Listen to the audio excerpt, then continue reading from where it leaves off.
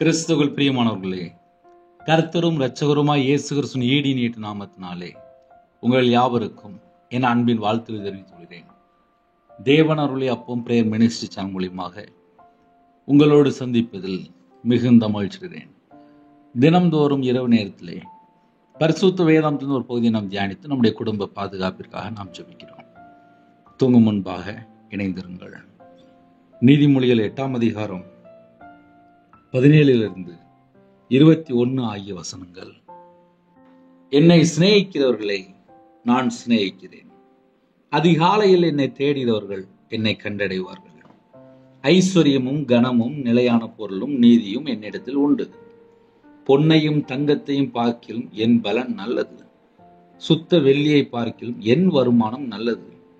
என்னை சிநேகிக்கிறவர்கள் மெய்ப்பொருளை சுதந்திரிக்கும்படிக்கும் அவர்களுடைய களஞ்சியங்களை நான் நிரப்பும்படிக்கும் அவர்களை நீதியின் வழியிலும் நியாய பாதைகளுக்குள்ளும் நடத்துகிறேன். ஹல்லேலூயா. கிறிஸ்துவுக்குள் பிரியமானவர்களே, ஒரு குடும்பம் ஆசீர்வாதமா இருக்கணும் அப்படின்னா என்ன செய்யணும்? நம்ம எல்லாருமே நார்மலா யோசித்து பார்க்கணும். நம்ம கர்த்தரை தேடுறோம். நம்ம இருதயம் கர்த்தரை சார்ந்திருக்கு. நம்முடைய வழிகளை கர்த்தர் பார்க்கிறார். அவருடைய சமூகத்திலே காத்திருக்கிற காரியங்கள் தேவனுக்கு தெரியும். நம்ம எல்லாரும் இந்த இரவு நேரத்திலே எந்த சூழ்நிலையில இணைந்திருக்கிறோம் தேவனுக்கு தெரியும். நம்ம வாழ்க்கை ஆசீர்வாதமா இருக்கணும் அப்படின்னா நம்ம என்ன செய்யணும்? ஏன்னா எல்லா குடும்பத்திலுமே ஆசீர்வாதம் வேணும்.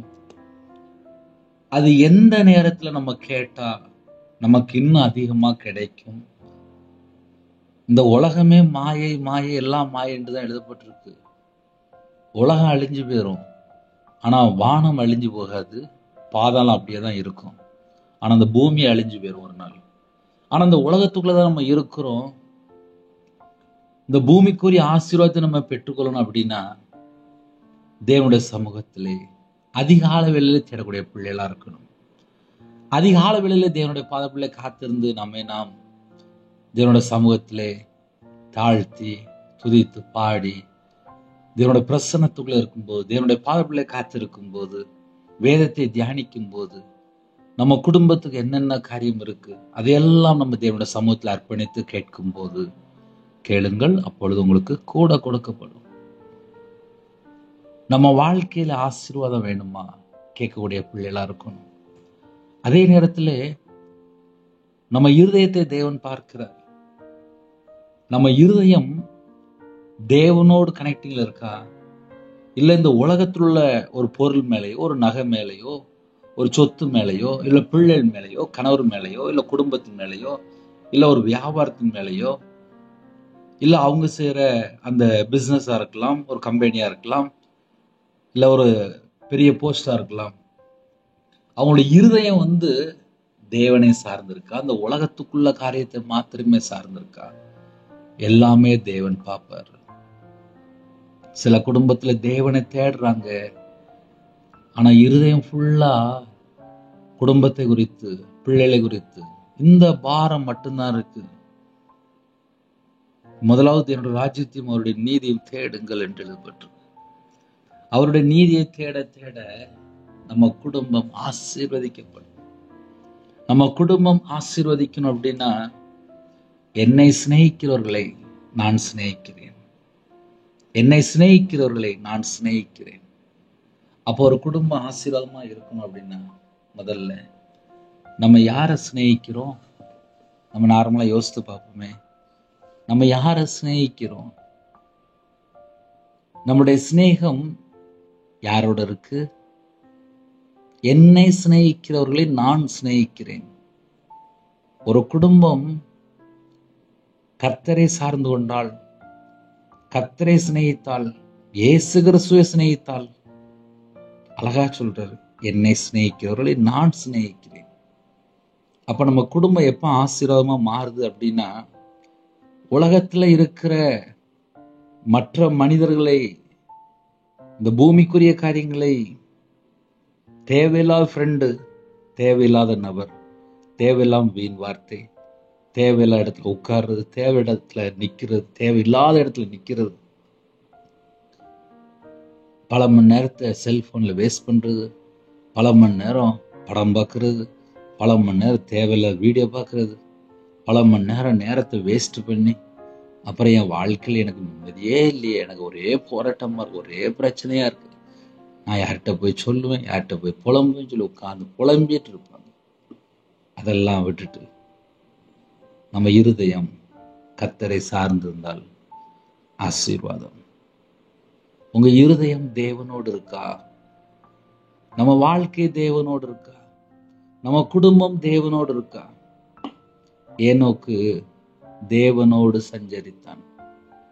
இந்த கடைசி காலத்துல நம்ம மறுரூபம் ஆகணும் அப்படின்னா நம்ம தேவனோடு நடக்கூடிய பிள்ளைகளா இருக்கணும். என்னை சிநேகிக்கிறவர்களை நான் சிநேகிக்கிறேன். இன்னைக்கு நம்ம யாரை சிநேகிக்கிறோம், எதை சிநேகிக்கிறோம்? சில குடும்பத்துல குடும்பத்தை மட்டும்தான் சிநேகிப்பாங்க. பக்கத்து வீட்டுக்காரனை பார்த்தா ஒரு மாதிரியா பார்ப்பாங்க, அடுத்த வீட்டை பார்த்தா ஒரு மாதிரியா பார்ப்பாங்க, ஒவ்வொரு குடும்பத்தை பார்த்தா ஒவ்வொரு மாதிரியா பார்ப்பாங்க. தீமையும் தெரிஞ்சிட்டுனா விலகிடலாம், பொல்லாத ஜனங்களும் தெரிஞ்சுட்டா விலகிடலாம்.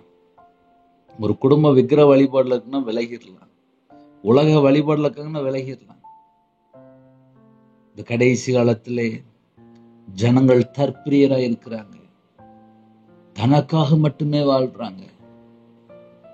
என்னை சிநேகிக்கிறவர்கள் நான் சிநேகிக்கிறேன். 24 மணி நேரம் வாழ்க்கையிலே ஒரு குடும்பம் இயேசுவை சிநேகித்தால் ஆசீர்வாதம்.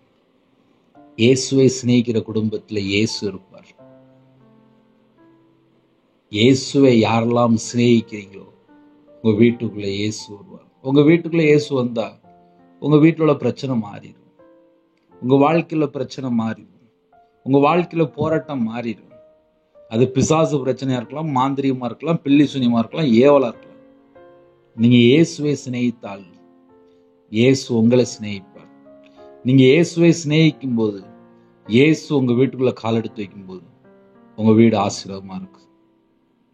அப்போ ஒரு குடும்பம் ஆசீர்வாதமா இருக்கணும் அப்படின்னா அதுக்கு என்ன ஃபார்முலா? நம்மை நாம் ஆராய்ந்து பார்க்கணும். என் வீட்டுக்குள்ள இயேசு வரணும்ப்பா, என் இதயத்துக்குள்ள இயேசு வரணும்ப்பா. ஒருவேளை யாராவது பிசினஸ் பண்ணலாம், ஒரு கம்பெனி வச்சிருக்கலாம், உங்க கம்பெனிக்குள்ள இயேசு கிறிஸ்து வரணும். உங்களுடைய வியாபார ஸ்தலத்துல இயேசு கிறிஸ்து வரணும். உங்க கூட இயேசு கிறிஸ்து வரணும். படிக்கிற பிள்ளைகள் கேட்குறீங்களா? காலேஜ் படிக்கிறீங்களா? நீங்க படிக்க போகும்போது, காலேஜ் படிக்க போகும்போது உங்க கூட இயேசு கிறிஸ்து வரணும். வெளிநாட்டுல இருக்கிறீங்களா? நீங்க இருக்கிற இடத்துல இயேசு கிறிஸ்து உங்க கூட இருக்கணும். அதுக்கு நான் என்ன செய்யணும்? இருக்கிற இடத்துல, அப்பா நான் செல்போனை சிநேகிக்கல, என் கூட இருக்கிற ஃப்ரெண்டை சிநேகிக்கல, என் கூட இருக்கிற நபரை நான் சிநேகிக்கல, நான் இயேசு கிறிஸ்துவை சிநேகிக்கணும்ப்பா. எனக்கு அப்படி ஒரு இருதயம் தாங்க, எனக்கு அப்படி ஒரு இருதயம் தாங்க, எனக்கு அப்படி ஒரு இருதயம் தாங்கப்பா. என்னுடைய சிநேகம் கர்த்தரா இருக்கணும். நான் நேசிக்கிற ஒரு நபர் கர்த்தரா இருக்கணும்ப்பா. எனக்கு பிரியமான ஒரு நபர் கர்த்தரா இருக்கணும்ப்பா. எனக்கு அந்த இருதயம் வேணும். நான் ஒரு மனுஷனோட தொடர்பு கொள்ளல, என்னை உருவாக்குன தேவனோட நான் தொடர்பு கொள்ளணும். நான் பரலோகத்தோடு தொடர்பு கொள்ளணும். என் இருதயம் பரலோகத்தை சார்ந்திருக்கணும், தேவ திட்டத்தை சார்ந்திருக்கணும், தேவ விருப்பத்துக்குள்ளே என்னோட வாழ்க்கை முழுவதும் அடங்கி இருக்கணும். தேவனுக்கு பிரியமான ஒரு வாழ்க்கையா இருக்கு. நான் கர்த்தரை சிநேகிக்கணும். எனக்கு அப்படி ஒரு புது இருதயம் தாங்க, ஒரு புது ஆவி தாங்க. அப்ப நம்ம ஜெபிக்கும் போது ஜெபிக்கிற வார்த்தை முக்கியம். ஹல்லேலூயா. அப்ப கர்த்தருடைய பிள்ளைகள் சில நேரத்துல, சில வேளையில யார்கிட்ட போய் சொல்ல, எங்க போய் சொல்ல? புலம்பிட்டு இருக்கிற ஜனங்கள் உண்டு. என்னை சிநேகிக்கிறவர்களை நான் சிநேகிக்கிறேன். ஒருவேளை அன்னை என்னை யாருமே சிநேகிக்கலனே, எனக்கு யாருமே கிடையாதுனே, எனக்கு ஃப்ரெண்டே கிடையாதுனே, என்னை எல்லாரும் ஒதுக்குறாங்கனே, என்கிட்ட பணம் இல்லை, என்கிட்ட நகை இல்லை, என்கிட்ட சொத்து இல்லை, என்கிட்ட வீடு இல்லை, என்னை எல்லாரும் ஒதுக்குறாங்கன்னே, அப்படி ஒருவேளை யாராவது இணைந்திருந்தால் நம்ம யோசித்து பார்ப்போமே. உங்களை சிநேகிக்க இயேசு கிறிஸ்து இருக்கிறார். உங்களை சிநேகிக்க இயேசு கிறிஸ்து இருக்கிறார். இந்த ராத்திரி வேளையிலே உங்களை சிநேகிக்க ஒருவர் உண்டு. உங்களை சிநேகிக்கிற ஒருவர் உண்டு. அவர் பேர் இயேசு கிறிஸ்து. என்னை சிநேகிக்கிறவர்களை நான் சிநேகிக்கிறேன், உங்களை சிநேகிக்கிறேன் அப்படிங்கிறார். ஆனா நீங்க யாரை சிநேகிக்கிறீங்க? நீங்க யாரு மேல நம்பிக்கையா இருக்கிறீங்க? எனக்கு ஒரு சகோதரிட்ட பேசிட்டு இருந்தேன். திருமணம் முடிந்தவங்க, வாலிப வயசுல ரொம்ப கஷ்டப்பட்டு இருக்காங்க. வீட்டுல அரிசியே இருக்காதான், வீட்டுல தரித்திரம், வறுமை, வீட்டுல சாப்பாட்டுக்கே வழி இல்லையா, ரொம்ப கஷ்டப்பட்டிருக்காங்க. உடனே என்ன முடிவு பண்ணிருக்கான் அப்படின்னா, சர்ச்சுக்கு போற பிள்ளைதான், நான் விரும்புற எனக்கு இந்த மகன் தான் எனக்கு வேணும்னு சொல்லி விரும்பி திருமணம் முடித்து இப்ப பார்த்தா சகல செழிப்போட இருக்கிறாங்க.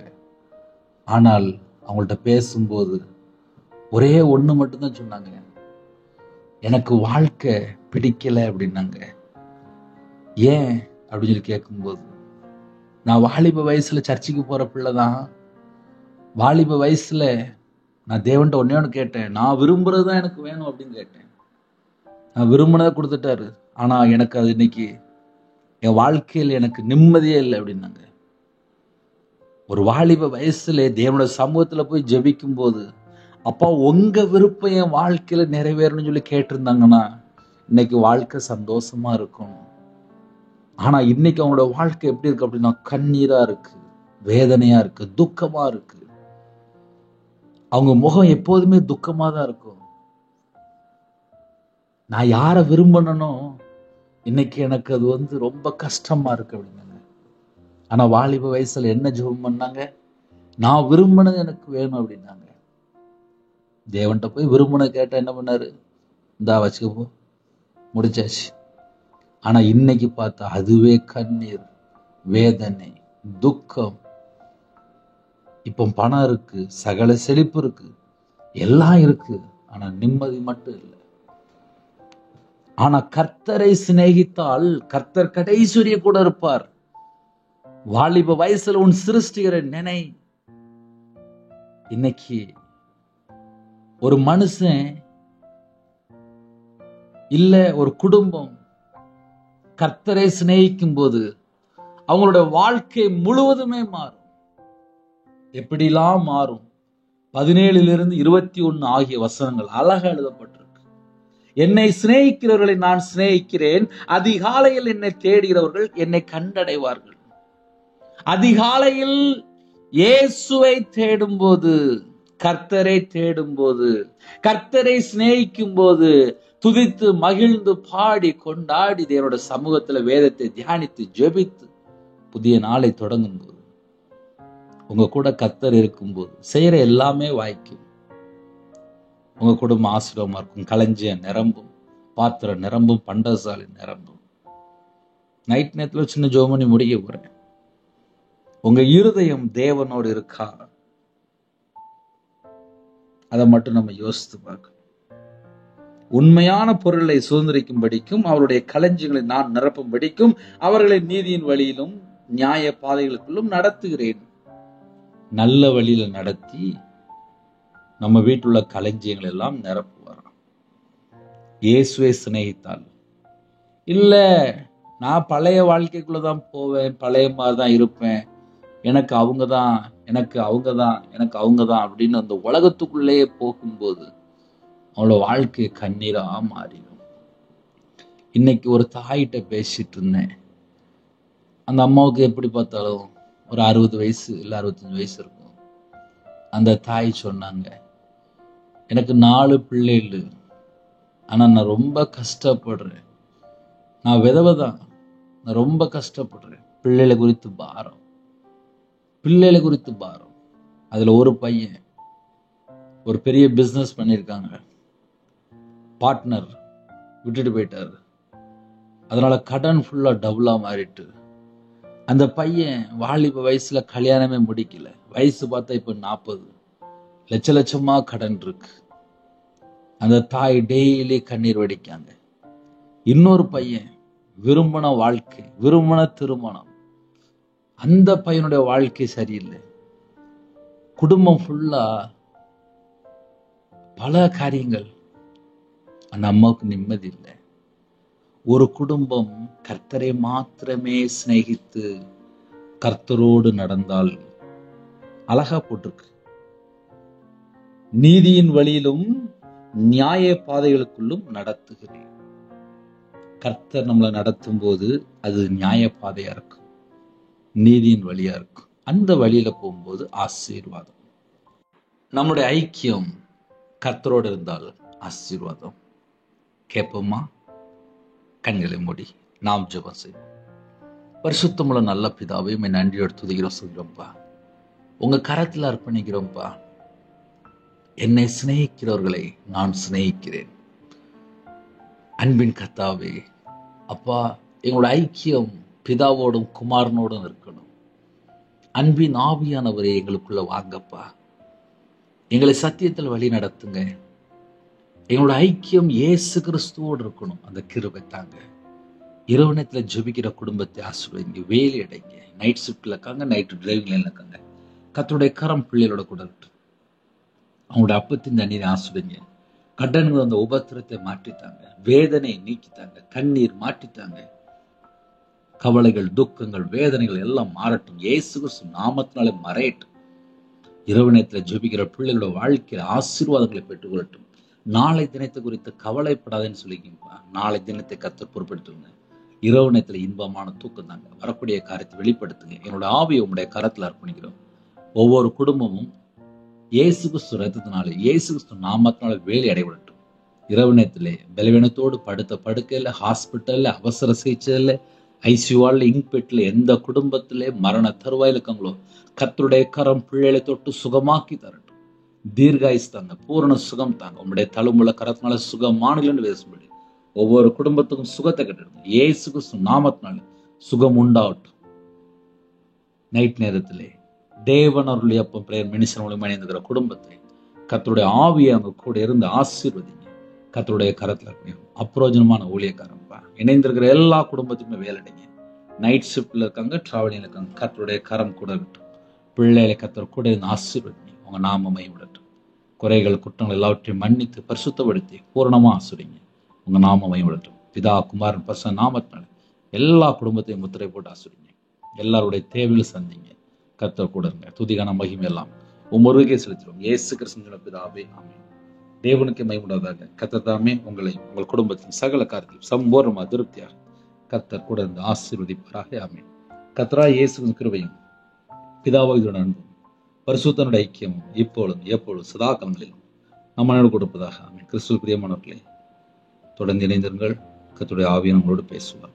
God bless you. Thanks for watching. Please subscribe our channel. Click the like and share. Click the bell. God bless you.